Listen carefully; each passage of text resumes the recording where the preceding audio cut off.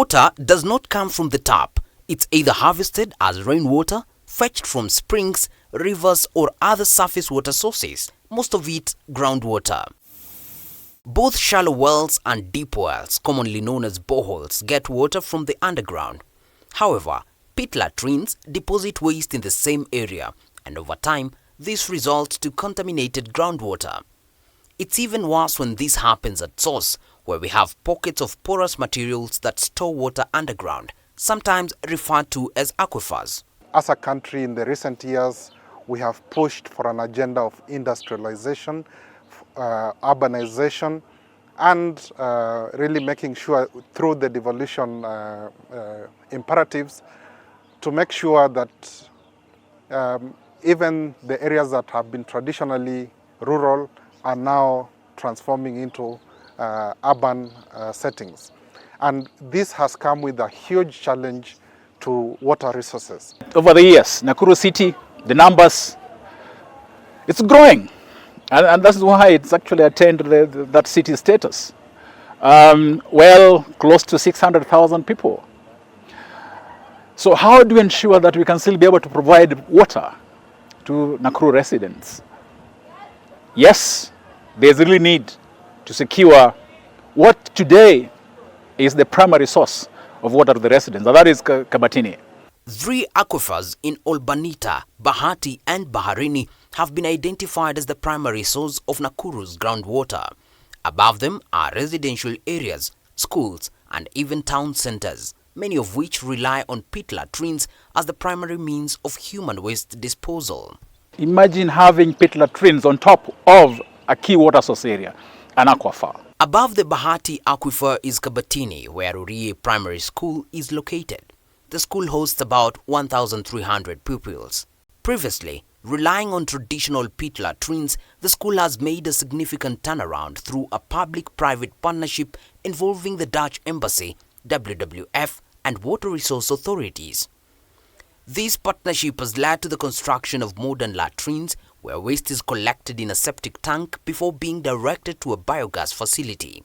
Now, the school can prepare meals for some of their learners and even teachers using their own waste. Wale watoto wako huko tunalisha 350 plus kuna walimu wanapikiwa chai na inapika uji saa 4 na inapika kama ni siku ya mchele inapika mchele.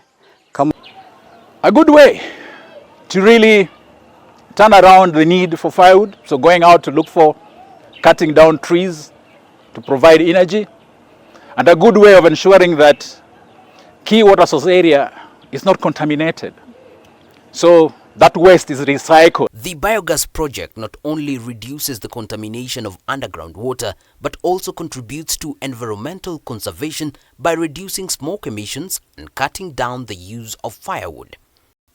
The school says it used to purchase 2 lorry loads every term. It is also saving on resources, as the food provided to students is partially used as fuel to prepare the next meal, making it a sustainable cycle. Hii biogas tunatumia ikiisha, tunalete waste ya ng'ombe. Tunaongeza kidogo ili inaboostiwa na ile uchafu ya watoto. Basi hii kitu ikitumika, ikiona imerudi chini kidogo, tunaongeza bado ile nini ya waste ya ng'ombe. Na ndio maana unakuta saa nyingine kuna ile inavimba na saa nyingine unakuta inarudi chini. Being a day school, sometimes the volume of human waste does not match the output in biogas. Hence, the digester is supplemented with cow dung. Estimates by the Sustainable Sanitation, Water Management and Agricultural sector show that 1 kg of dried cow dung corresponds to 100 liters of biogas, and 1 kg of human solid waste generates about 50 liters of biogas. Combining these two sources leaves Rusii Primary School with more than enough gas to prepare meals for their students. Kwa hivyo hata wewe mwenyewe unaweza kipenda kuwa na biogas kwako nyumbani. Iwe inatumia hiyo kinyesi. Hata hii mashimo tumechimba sana.